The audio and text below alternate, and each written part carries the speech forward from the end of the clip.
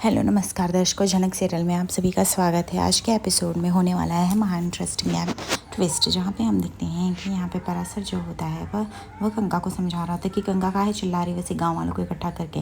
तभी झनक बोलती है, आप इतना क्यों मुझसे खफा है, मुझे नहीं समझ में आता। तभी गंगा बोलती है, तुम शहरी वालों को अच्छे से जानते हैं, इसलिए तुम ना मुझसे ढंग से पेश आओ। तभी यहाँ पे झनक बोलती है, आप भी मुझसे ढंग से पेश आए। तभी यहाँ पे पराशर उसे भेज देता है कि जाके तुम दूध लाओ। तभी यहाँ पे गंगा बोलती है, क्यों तुझे दर्द हो रहा है, कैसे तूने उसे दूध लाने के लिए भेज दिया, मैंने देखा है, मुझे पता है वो तेरी बीवी है, लेकिन तू मानेगा नहीं। तभी यहाँ पे पराशर बोलता है, तुम लोग सब क्या भांग खा लियो, जब मैंने एक बार बोल दिया वो मेरी पत्नी नहीं है, लेकिन तुम लोग को समझ में नहीं आता। अब तुमको जो समझना है समझो, जो उखाड़ना है उखाड़ो, सरपंच के पास जाना है जाओ। ऐसे कह के वो गंगा को भेज देता है। तभी उसके दोस्त लोग बोलते हैं, अरे पराशर भाव, पूरा गांव आपके अगेंस्ट हो गया है, क्या करना है, कुछ सोचा है? अब ये गंगा जाके सबको इकट्ठा कर लेगी तो क्या होगा? पराशर बोलता है, जो होगा मैं देख लूँगा, तुम लोग क्या चाहते हो, मैं ऐसे पीछे भागता रहो। तभी यहाँ पे झनक जैसे दूध के पास पहुँचे, तभी वो उसके मन में हज़ारों सवाल आते हैं कि मेरी वजह से कितनी कठिनाई हुई, बट ये गाँव अच्छा है, मैं यहाँ पे सरजी की बेटी को पाल सकती हूँ, उसमें सरजी की हमें झलक देखने को मिलती है, और मैं सरजी को इससे हमेशा याद रखूँगी, और सही वक्त आने पर मैं उनका बच्चा लौटा दूँगी। मुझे पता है अगर मैं आज देने जाऊँगी या फिर अभी तो लोग कोई लोग भी मेरी बातों का भरोसा नहीं करेंगे, पर सही समय आने पे वो भरोसा ज़रूर करेंगे, और मुझे अब अपना जीवन यहीं से स्टार्ट करना पड़ेगा, इसी गांव में रह के।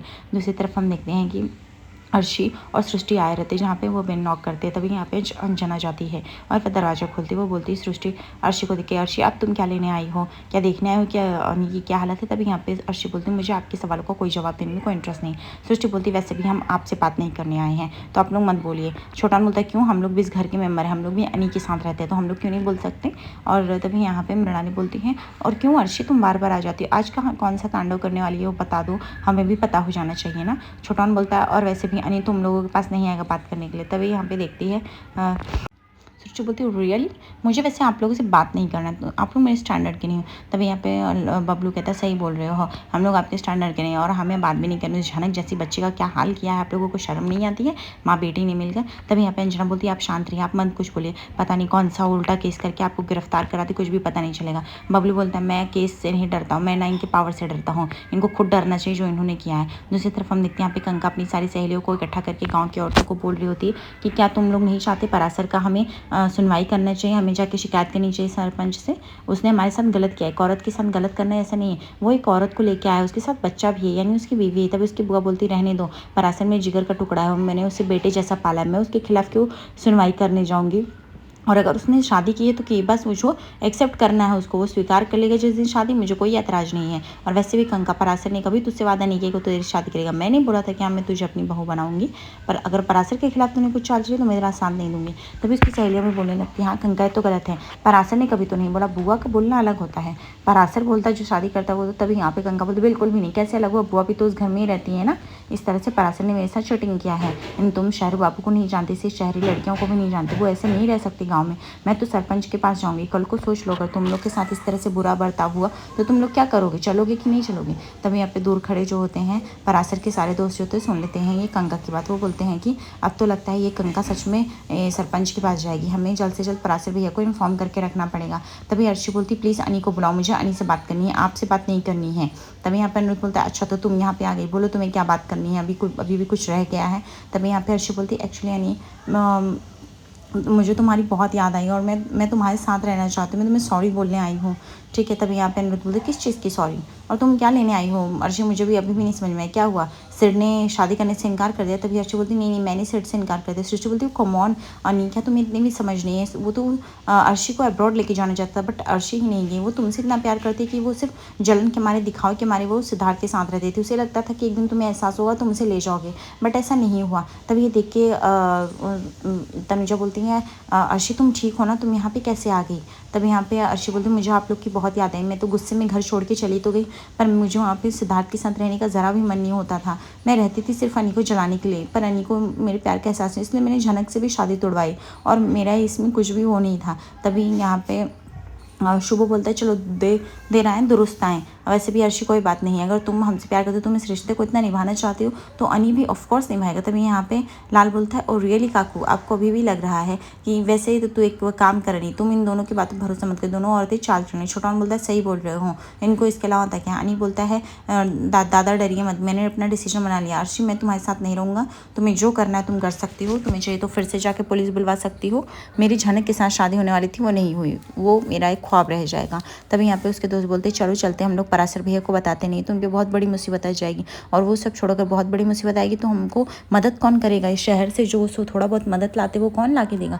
दूसरी तरफ यहाँ पे अप्पू जो होती अपनी डॉल के साथ बात कर रही होती है कि पता नहीं सब लोग घर के लोग कहाँ चले गए, और खासकर ये लालू ने काजोल दीदी ये चले गए और इन्होंने मुझे बताया भी नहीं ये कहाँ जा रहे, बुलाया भी नहीं, पता नहीं मैं ठीक हूँ ना। वैसे तो मुझे मेरी तबीयत ठीक लग रही है, वो लोग बताएंगे। तभी हम देखते हैं कि लालू बहुत डिस्टर्ब होकर आया रहता है, वो हॉस्पिटल से रिपोर्ट लिए रहता है और डब्बे में मिठाई लेके आता है। तभी यहाँ पे अप्पू देखते हैं, बोलती अरे तुम लोग आ गए, तुम लोग कहाँ गए थे, मैं तुम लोग को कितना वेट कर रही थी और बिना बताए कहाँ चले जाते हो। तभी यहाँ पे काजल बोलती सॉरी अप्पू, वो हम लोग बस यूं ही गए थे बाहर।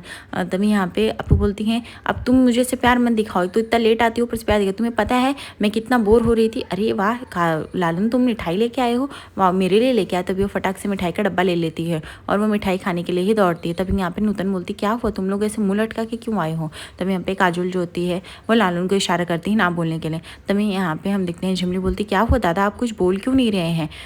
अप्पू बोलती क्यों क्या हुआ, कुछ गड़बड़ हुई है, तुम सब इतने सैड सैड क्यों हो, मेरी वजह से कुछ हुआ है क्या, डॉक्टर ने कुछ बोला है क्या ऐसा। एक काम करती हूँ मैं चल के ना खुद डॉक्टर से बात करती हूँ, तुम लोग से तो कुछ पूछना है बेकार है, तुम लोग तो कुछ बोल ही नहीं रहे।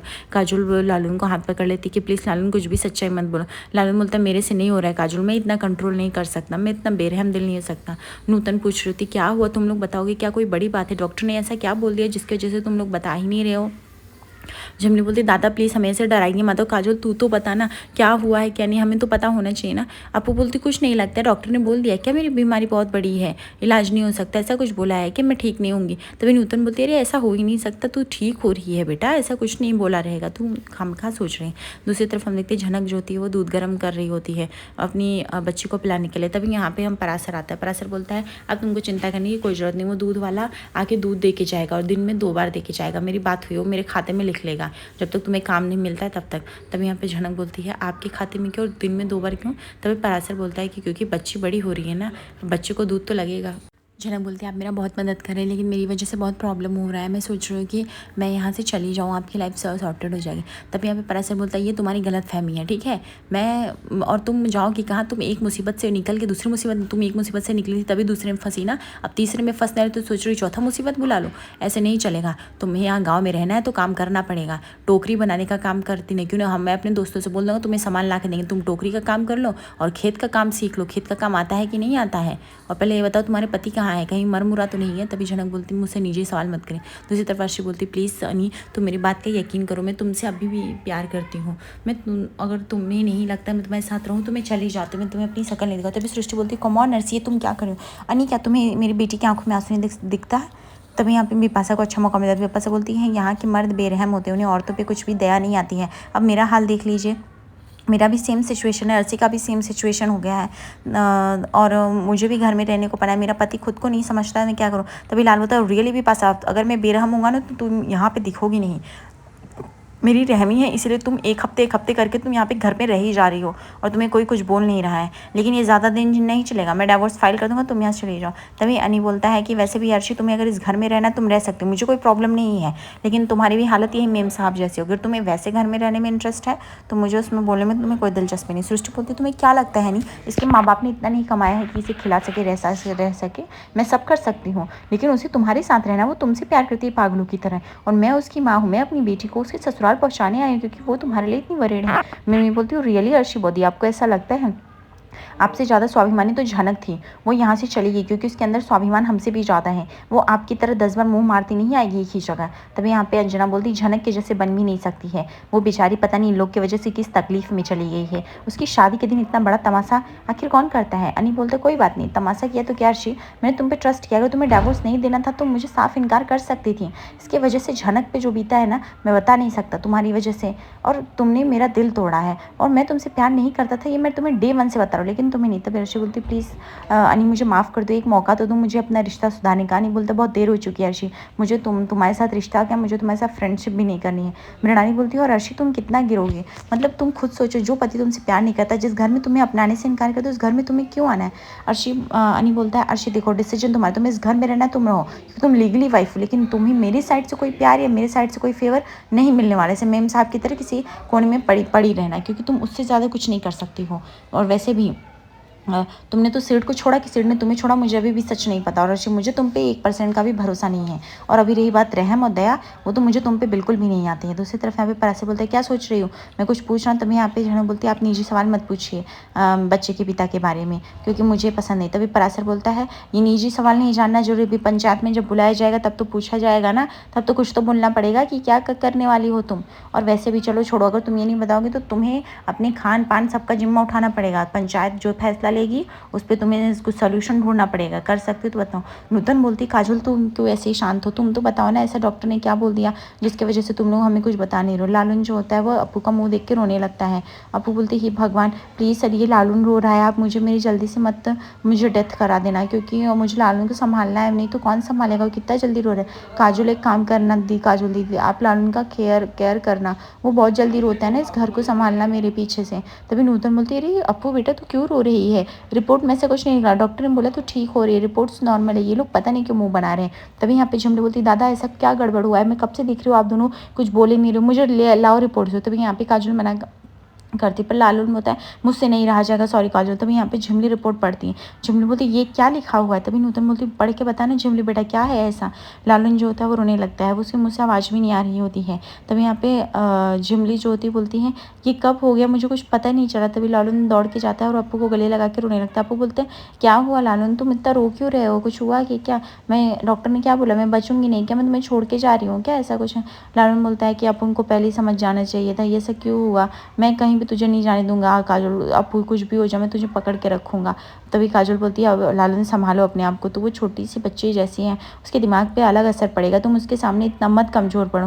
तभी लालून बोलता है मुझसे नहीं हो रहा है काजल, मैं क्या करूँ, मुझे कुछ भी नहीं समझ में आ रहा है। तभी अपू बोलती है बताओगी क्या हुआ है, मैंने बोला ना। तभी यहाँ पे लालून बता देता है कि काजल को कैंसर और अपू को कैंसर हो। सुन के नूतन के होश उड़ जाते हैं। दूसरी तरफ यहाँ पे परासर बैठ के बोलता है कि देखो गाँव के तौर तरीके सीखोगी, गाँव में काम करना पड़ेगा, गाँव की खेती बाड़ी आनी चाहिए। तभी यहाँ पे उसके दोस्त आ जाते हैं और वो हंसने लगते हैं। तभी यहाँ पे परासर बोलता है हंस क्यों रहा है भाई, तुझे क्या कुछ यहाँ पे मैंने जोक और चुटकुला चल रहा है, तुम लोग हंस रहे हो। एक काम करो नूतन तुम जाके अपना काम करो, जाके बच्चे के लिए वो दूध का जो लेके गए पिलाओ उसको। तभी वो एक चाटा मारता है अपने दोस्त को, बोलता है ये सब क्या चल रहा है।